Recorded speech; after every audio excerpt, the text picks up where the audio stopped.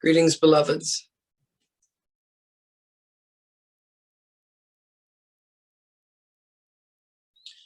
Free will was granted to the realms of beingness, all realms of beingness,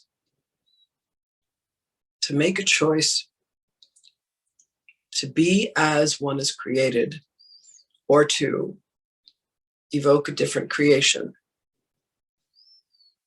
Each of you have within you, beloved ones,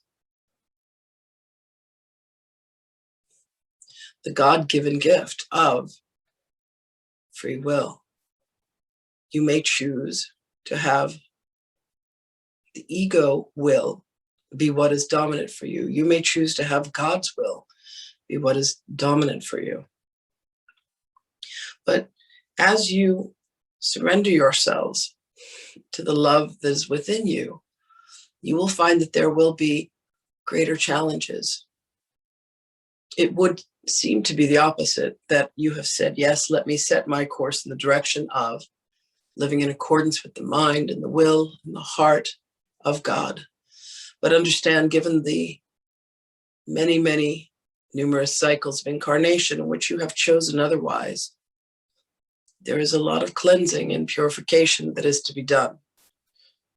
Every time that you make a choice for the light over the dark, every time that you make a choice for your heart over your ego, every time you choose to listen to the voices that guide you rather than your own egoic judgments and statements, every time you choose forgiveness, every time you choose innocence, every time you choose to relinquish these grievances that you've held on to, understand that they've all been against yourself, against your own soul.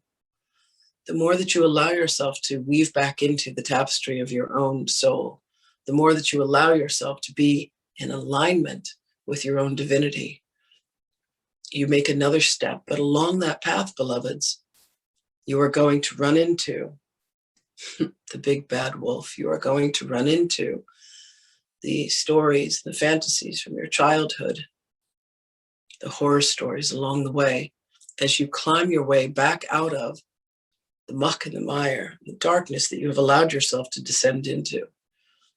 So be gladdened that you have put yourself upon this path, but do not believe that this path is going to be easier for you merely because you have decided to walk upon it. Know that you do indeed walk with guidance and assistance. A myriad of guides, myself included.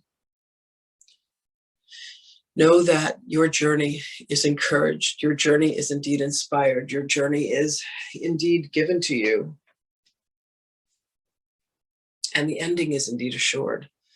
But do not fall under a false assumption that it is all going to be sunshine, rainbows, and unicorns.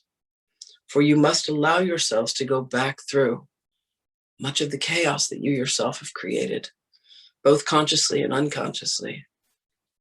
Every time that you do make a choice for the light, there is indeed a resounding joy. But understand, beloveds, that you must make your way through the darkness.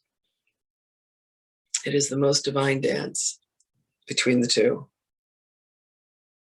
And as you allow yourself to continue on this journey, keeping your heart open and saying, I will to see, I will to communicate, I will to love, I will to remember, I will to be happy, I will to allow.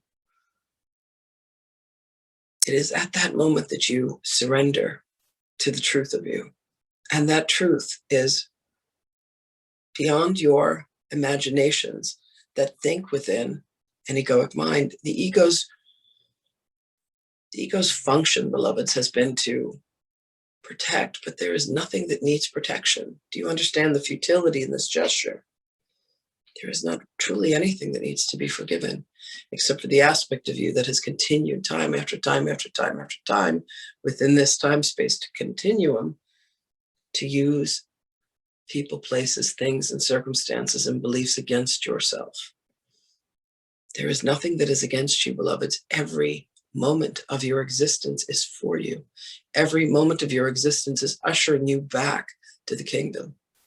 Every circumstance, every word that is spoken to you everything that occurs, they are lights that are lit along a pathway for you to come back to your own heart, for you to come back to your own self-knowledge, your own self-wisdom. So along the way, when you have forgotten, beloveds, you reach out and you say, please help me, please assist me. Use our names, speak our names aloud. Call upon the Holy Spirit, call upon your higher self, call upon your own souls, beloved. Gain back the respect, the love, the trust, and the relationship with your own higher selves, which is indeed the Holy Spirit, which is indeed your soul, which is indeed me, which is indeed you. Allow yourselves to remember, beloveds, and find that desire that lives within you that says, this is who I am. This is who I am meant to be.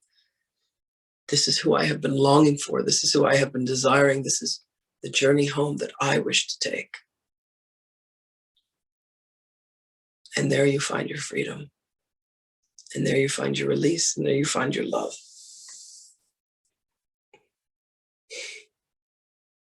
Everyone has a different path. Some may be the same. But be wary, beloveds, of comparing yourselves to another and saying, well, they do this better than I do.